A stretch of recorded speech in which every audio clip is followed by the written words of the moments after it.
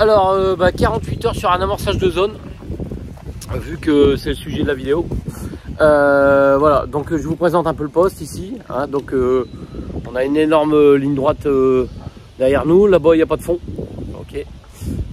Ici on a du fond, on a le lit de la rivière qui passe là comme ça, hop, voilà. Ok, et ça rejoint directement le canal de la Somme, ici derrière, voilà. Tout ça, c'est des trous qui rentrent dans le canal de la Somme. Ici, au bout, pareil, ça rentre directement dans le canal de la Somme. Donc ça pourrait s'apparenter à un étang, hein, vous voyez. Et en fait, dans la Somme, c'est beaucoup comme ça en fait. Et en fait, c'est pas un étang, parce que on a un courant de Somme qui passe. Hein. Cette nuit, j'avais du courant ici, vous voyez, jusqu'à mes pieds, hein, jusque là, à 50 cm, 1 mètre du bord. J'avais un courant qui partait comme ça, jusque dans le canal. Donc forcément, c'est pas tout. Je vais même dire, c'est très rarement des poissons d'étang qu'on touche. Ça va être essentiellement des poissons de canal qui se stockent ici, dans toute cette zone là derrière. Hein, donc cet hiver j'y suis venu, mais pas beaucoup parce que j'ai pas eu trop de temps de pêche. Donc j'ai pas vu si le poisson venait se stocker ici. Parce qu'on a 2 mètres d'eau, hein, quand même, ce qui est dans la Somme, ce qui est pas mal. Et donc on verra cet hiver qui va arriver. Bon, pour l'instant, depuis un mois, là, j'ai déjà fait du 18, du 20, du 21, du 22. Donc, et c'est des poissons, vu la puissance des combats, c'est vraiment du poisson de canal qui rentre ici, qu'on touche essentiellement fin d'après-midi, la nuit et un petit peu le matin. Donc, alors, ce que j'ai fait, bon, depuis 48 heures, j'ai eu des beaux résultats. J'avais amorcé la veille, donc j'ai relevé toutes les cannes. Voilà, j'ai enlevé toutes les cannes et j'ai maintenu de la nourriture sur le poste. Voilà, tout simplement. Donc, toujours en amorçage de zone. Donc une bille par-ci, une bille par-là, hein, j'en ai déjà parlé X fois de cette technique. Et puis résultat, cette nuit j'ai fait un poisson qui fait entre, voilà, on va dire 21-22 à peu près, hein. On n'est pas à 500 grammes près, on s'en fout. Donc je le touche à ma gauche, et puis le temps de refaire le sac soluble, tout ça, de reposer. La canne de droite complètement décalée déroule. Donc là je fais un poisson qui fait une vingtaine de kilos aussi.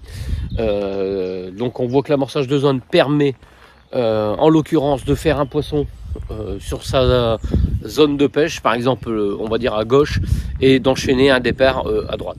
Donc avec cette technique que j'utilise depuis maintenant plusieurs années, je fais au moins un doublé, voire 2 doublés par an simultanés.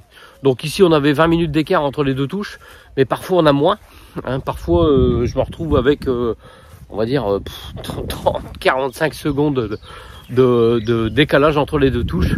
Bon, ça met un bon coup d'adrénaline. Alors petit conseil, hein, pour ceux qui n'ont jamais eu le tour, par expérience, surtout ne prenez pas les cannes en main.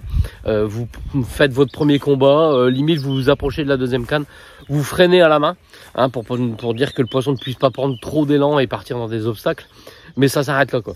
Ça s'arrête là. Si vous prenez les 2 cannes en main, on l'a tous fait, hein, et c'est cuit parce que on a les 2 mains prises et c'est foutu, quoi. Donc à courir plusieurs lièvres en même temps, on n'en attrape aucun. Donc c'est un poisson à la fois. Voilà, voilà pour cette petite journée. Donc repos, amorçage, hein. Donc j'étais là pour 3 nuits, donc les premiers 48 heures ont payé, hein. Donc la première nuit je fais 2 poissons et une décroche. La deuxième nuit je fais mes 3 poissons, une fausse touche ce matin. Donc voilà, ça continue comme ça. Donc là on met à manger. Alors certes les lignes sont pas à l'eau, mais en fait on pêche quand même, quoi. Hein, parce que j'ai mis à manger ce matin, j'ai mis à manger à 10 h, j'ai mis à manger à midi, et puis ça va continuer comme ça tous les 2-3 heures, où je remets 1,5 kg à peu près, 2 kg sur toute la zone d'amorçage. Donc c'est une technique que j'utilise ici, que j'utilise en canal, hein, comme vous avez pu le voir depuis pas mal d'années, et puis qui marche très très bien. Et en plus ça fait monter la moyenne des poissons. Voilà, allez, on continue cette partie de pêche en espérant toujours vous montrer de magnifiques poissons sauvages.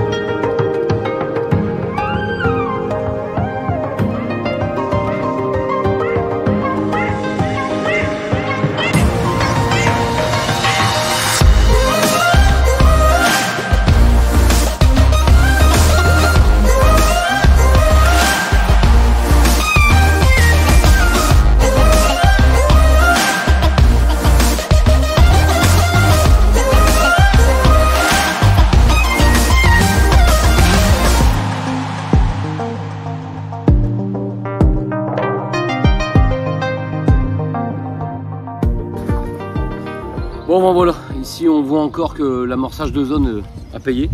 Hein, donc vous voyez derrière moi, hein, ça fait plusieurs hectares. Donc j'ai amorcé allez, sur 500 mètres carrés depuis 2 jours.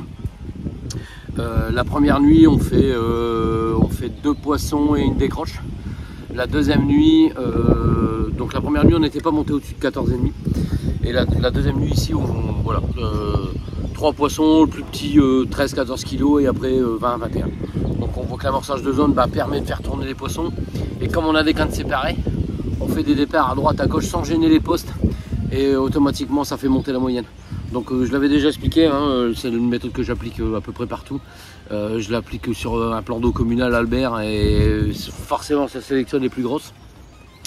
Ici on est sur une étendue d'eau qui donne directement sur le canal. Donc on a des poissons de canot qui rentrent dedans et ça marche aussi, et sur le canal ça marche aussi.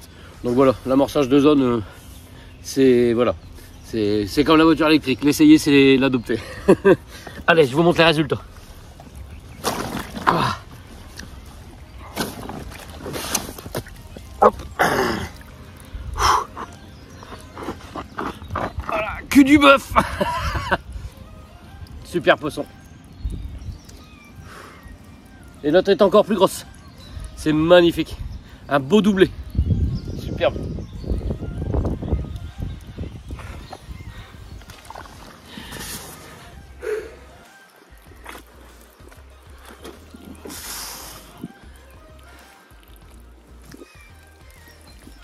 Super poisson.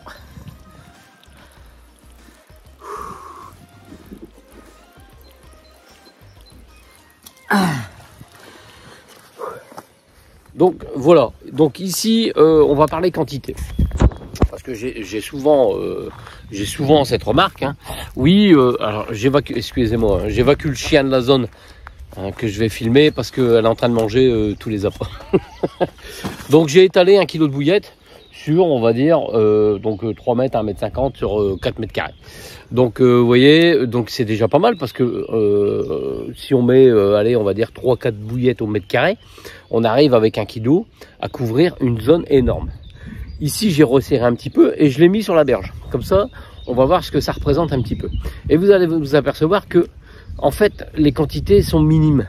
Quand quelqu'un vous dit il amorce 10 kg sur 30 ou 40 mètres, 50 mètres de canal, en fait c'est rien du tout en fait.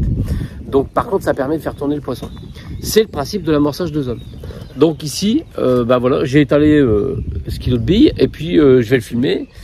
Comme ça vous pourrez vous en rendre compte réellement. Et je vous invite également à faire l'expérience sur dans votre cours ou quelque chose comme ça avec 1 kg de billes que vous étalez largement sur les lieux, et vous allez vous apercevoir que c'est pas énorme.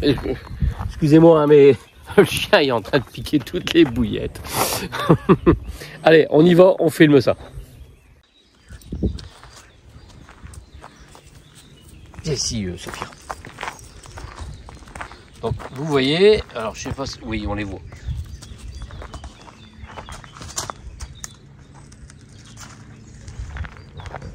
Alors, vous voyez, on voit les bouillettes ici. Alors, je vais vous montrer la zone. Voilà, vous voyez, c'est pas énorme. C'est pas une super grande zone, hein. Ça fait 5-6 mètres carrés à tout casser. Donc, voilà. Et on va aller chercher les billes à la caméra. Voilà.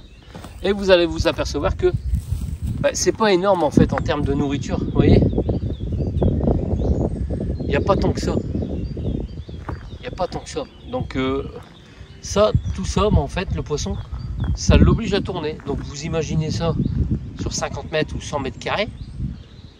Donc, vous interpellez le poisson et lui tourne à la recherche des appâts. Donc, vous le gardez un peu plus longtemps sur la zone.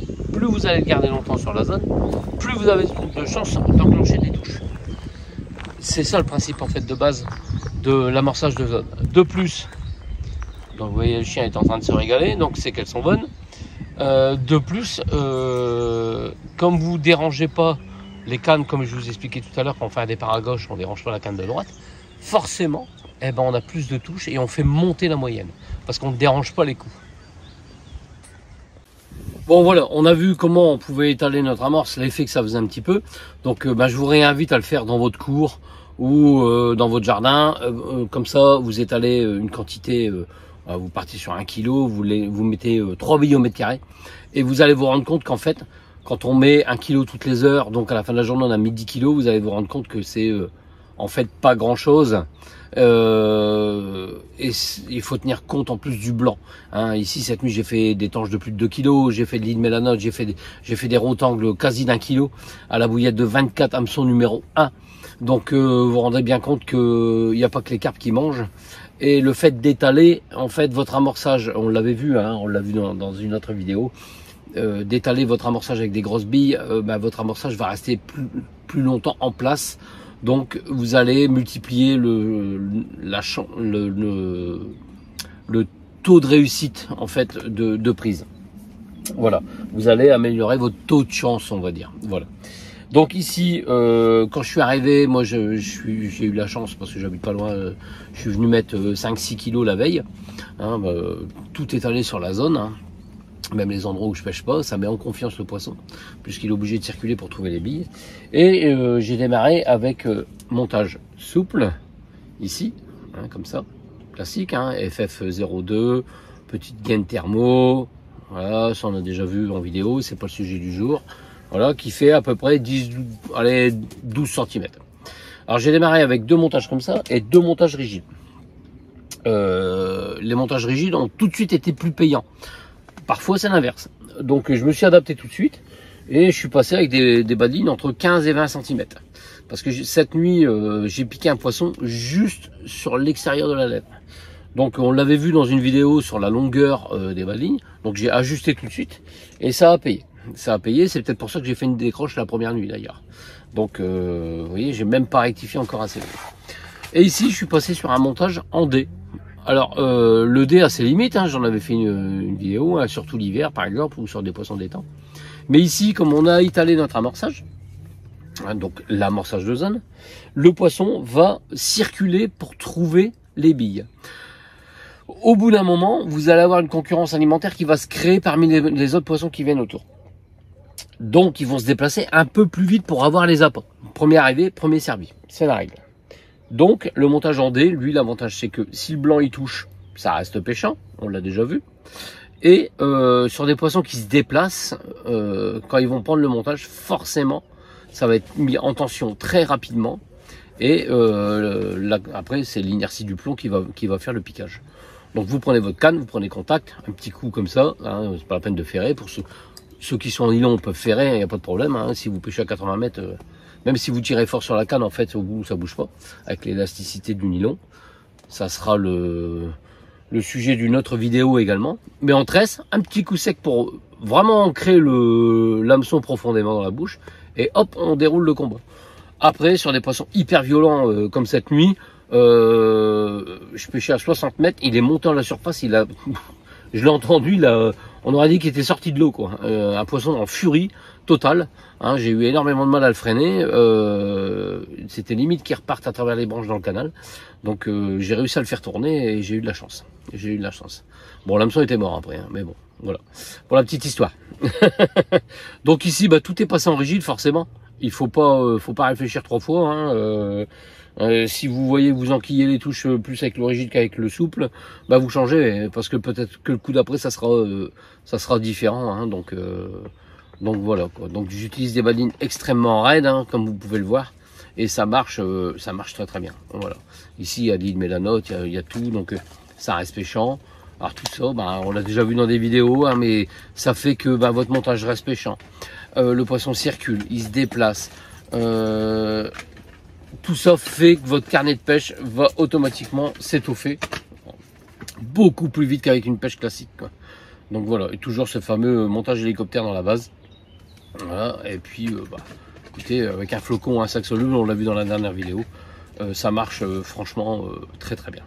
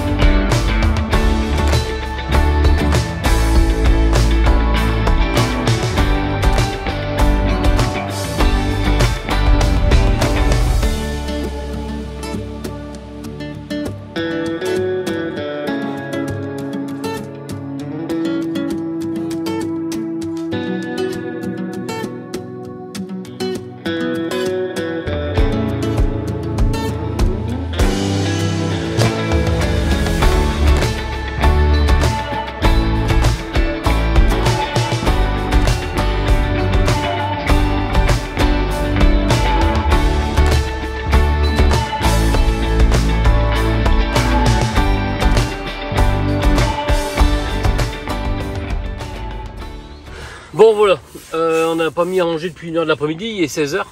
Donc ici je vais réamorcer 2-3 kg de billes sur toute la zone. Et après je vais reposer les montages dedans, hein, donc il sera 17 h.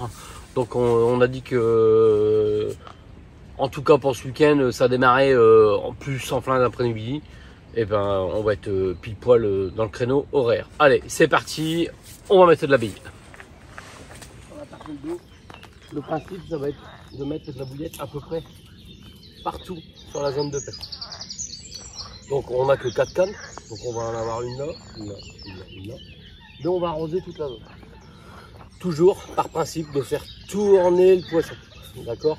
Et plus vos billes sont étalées, comme on l'a vu tout à l'heure par terre, et ben plus la méfiance du poisson va diminuer.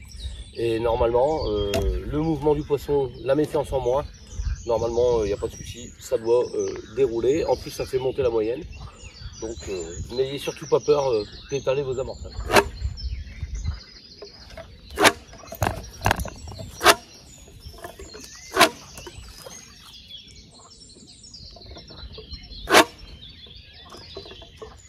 Donc, je mets même de la bille d'abord tout au bout, même où je pêche pas.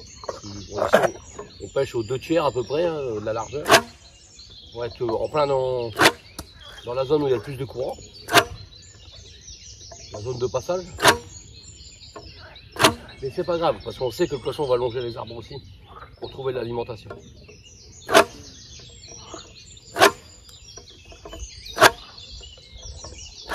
Donc voilà, je mets de la bille partout. Et en fait, on s'aperçoit que on n'y met pas 20 kg, quoi. On y met, comme là, j'amorce jusqu'à midi.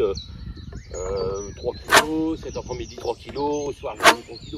Donc on est à 9 kg à la journée. Tout à l'heure on a vu que c'était pas, franchement c'était pas si énorme que ça, quoi. En tenant compte des blancs, des grosses carpes, etc., etc. Hop.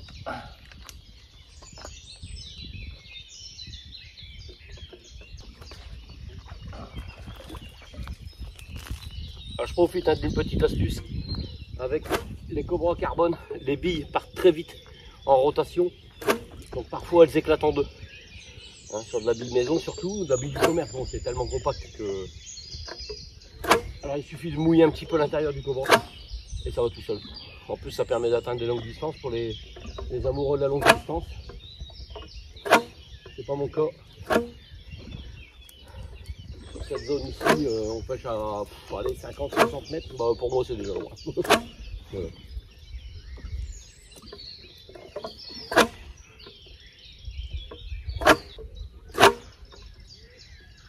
Alors comme on étale et qu'on a besoin d'être précis, n'hésitez pas, hein, mettez 2-3 billes dans le cobra, hein, pour pas que ça dure des heures et des heures de séance d'amorçage.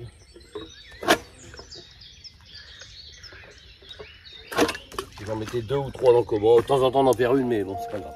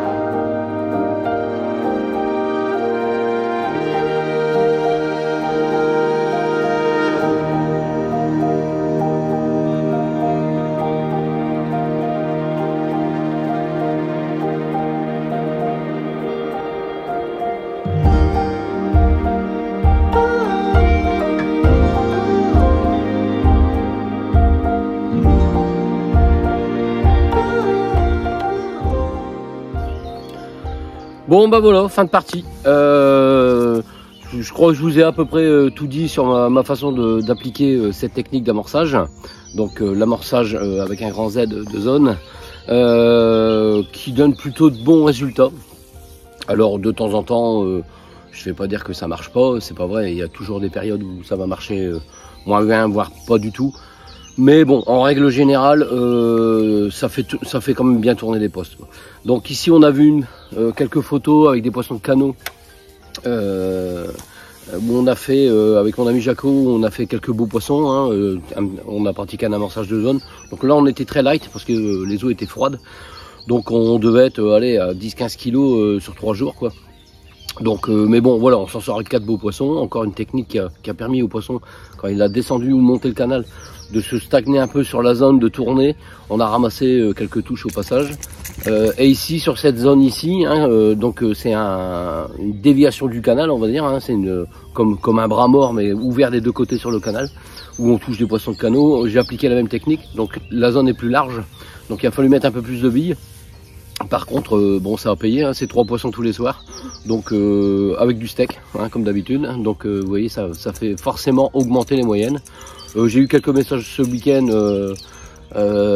d'internautes qui me suivent depuis longtemps, qui m'ont remercié pour la pratique du sac soluble et cet amorçage de zone qui lui a rapporté, alors je sais plus son nom, j'ai tellement de messages, mais il a fait une 27 kg ce week-end, donc c'est super, bravo à lui. Donc c'est une technique à mettre en place. On s'aperçoit qu'on n'a pas besoin de partir dans des montages hyper compliqués, on l'a vu, hein. C'est surtout la technique qui est mise en place à la bonne période pour pouvoir intercepter le maximum de poissons. Bien sûr, tous mes fils sont coulés comme d'habitude avec des bacs LED. Donc on a la petite Sophia qui vient nous dire bonjour. Voilà, et puis bah écoutez, on se revoit dans une prochaine vidéo avec un nouveau sujet et puis de beaux poissons, j'espère toujours à vous montrer. Allez, ciao.